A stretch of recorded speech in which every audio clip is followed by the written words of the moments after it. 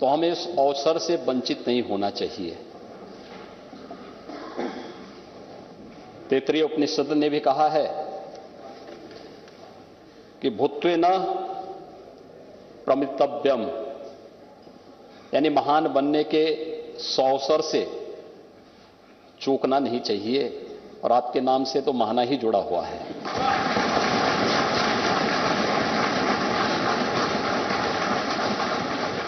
स्वाभाविक रूप से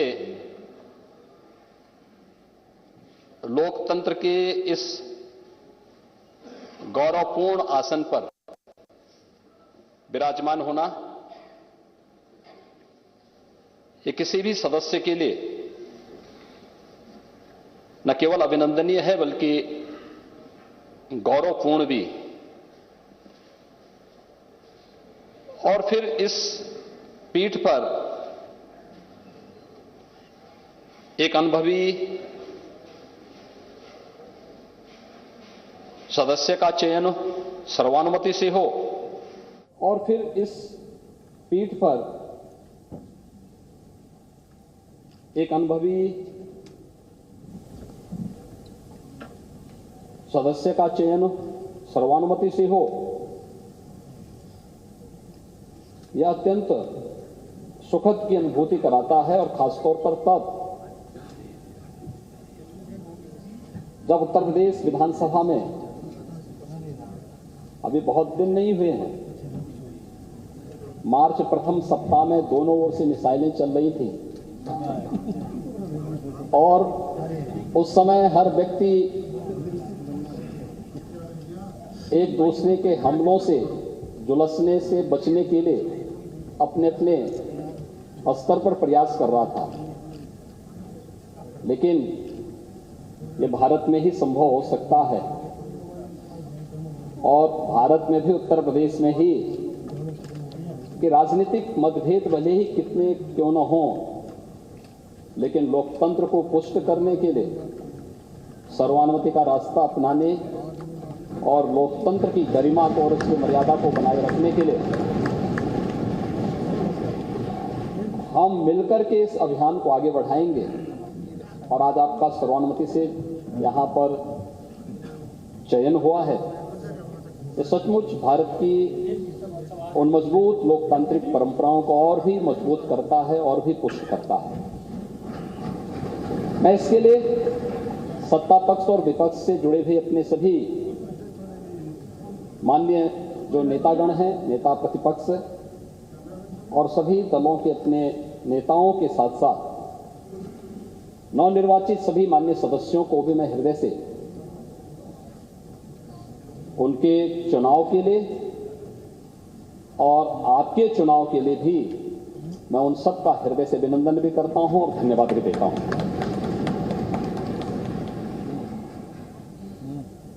अध्यक्ष जी, जब हम लोग उत्तर प्रदेश विधानसभा की बात करते हैं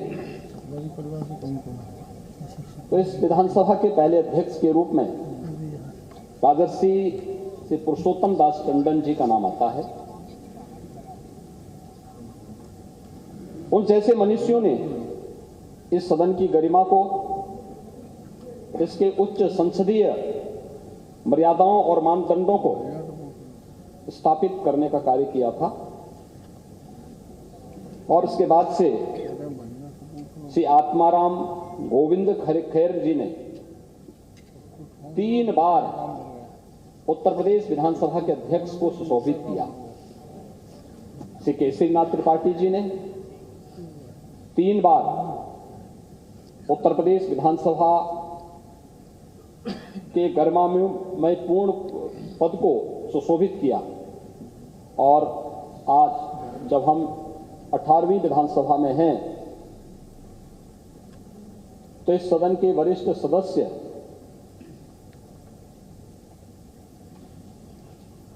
श्री माता प्रसाद पांडे जी ने भी 2 बार विधानसभा अध्यक्ष के पद को सुशोभित किया है। आज भी इस सदन के माननीय सदस्य चुने गए हैं।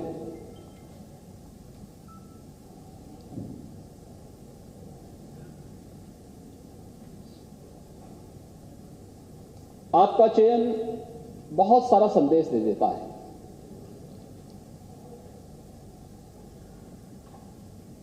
ये संदेश अध्यक्ष पद जैसे गरिमामय पद के लिए तो है ही, हमारी लोकतांत्रिक परंपराओं को पुष्ट और मजबूत करने की दृष्टि से भी महत्वपूर्ण है, और उससे भी महत्वपूर्ण कि लोकतंत्र के जो दो पहिए हैं, एक सत्ता पक्ष है, एक विपक्ष है, दोनों मिलकर के उत्तर प्रदेश की 25 करोड़ जनता के सर्वांगीण विकास के कार्यों को भी एक नई ऊंचाई तक पहुंचा करके नए भारत का, नया उत्तर प्रदेश बनाने में अपना योगदान दे सकते हैं। और यह संदेश उत्तर प्रदेश की कोटि कोटि जनमानस के बीच में एक बहुत सकारात्मक संदेश देता है। हमने अभी मार्च प्रथम सप्ताह तक चुनाव के दौरान देखा, एक दूसरे पर आरोप प्रत्यारोप, आक्षेप और बयानबाजियों का जो दौर चलता रहा, हर दल अपने अनुसार करता था। लेकिन एक चीज है जो हम देश के अंदर भी देखते हैं, उत्तर प्रदेश के अंदर भी देखते हैं, जनता कभी नकारात्मकता को स्वीकार नहीं करती, कभी नहीं। नकारात्मकता के लिए उसके हृदय में कोई स्थान है ही नहीं। जो सकारात्मक होगा, जो प्रगतिशील होगा, जो लोक कल्याण का कारक होगा, जनता उसी को अंगीकार करती है। जो नकारात्मक होगा, हमारे समाज ने, हमारे देश ने कभी भी नकारात्मकता को कभी भी कोई महत्व नहीं दिया। नकारात्मकता जीवन में कभी प्रगति नहीं कर सकती है। सकारात्मकता से ही हम न केवल प्रगति के मार्ग को आगे बढ़ा सकते हैं, बल्कि सकारात्मकता के भाव से ही लोक कल्याण का मार्ग भी प्रशस्त कर सकते हैं।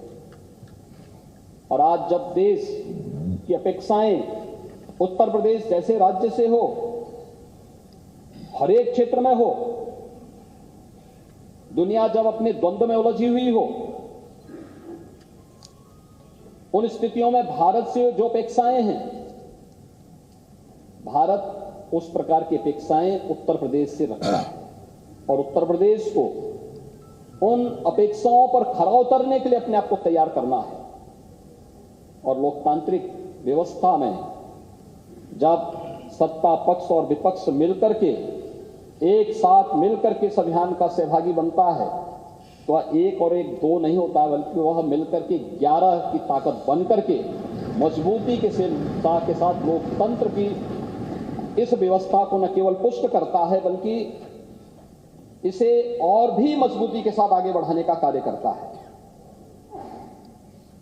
उन जनाकांक्षाओं की पूर्ति करने का माध्यम बनता है, जिसके लिए आम जनमानस ने हमारी इन सभी जनप्रतिनिधियों पर विश्वास किया है।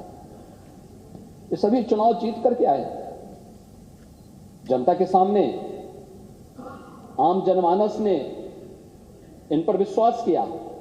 आम जनमानस का इन पर एक नया विश्वास प्रकट हुआ है, और उस विश्वास पर कहीं भी हमें कोई भी किसी भी प्रकार से उसे अविश्वास में नहीं बदलने देना है।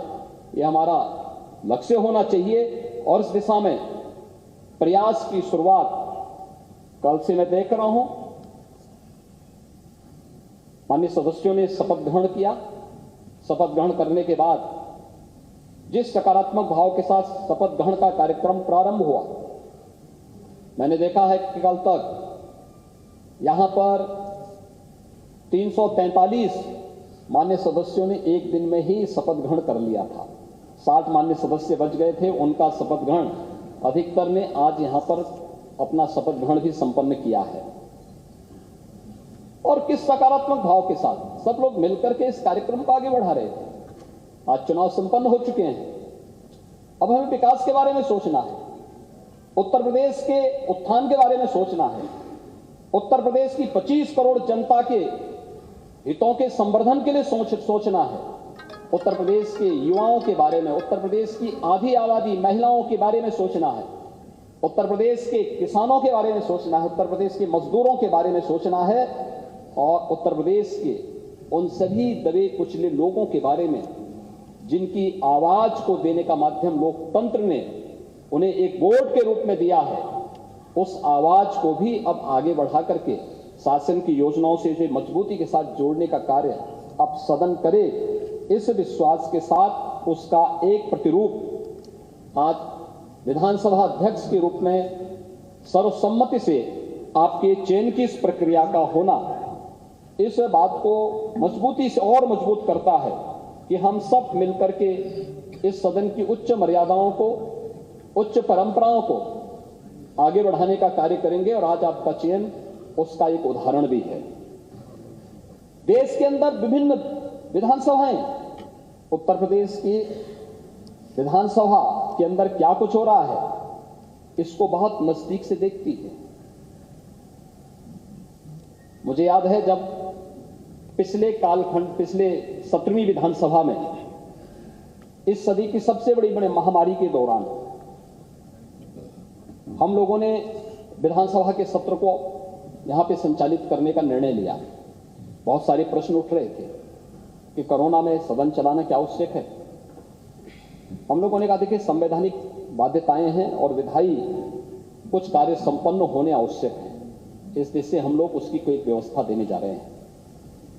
हम लोगों का सत्र बहुत संक्षिप्त सत्र था, लेकिन सत्र कैसे हमने संचालित किया है, विभिन्न राज्यों से मेरे पास फोन आते थे कि कैसे आपने सदन का संचालन किया, कैसे इस कार्यक्रम को आगे बढ़ाया।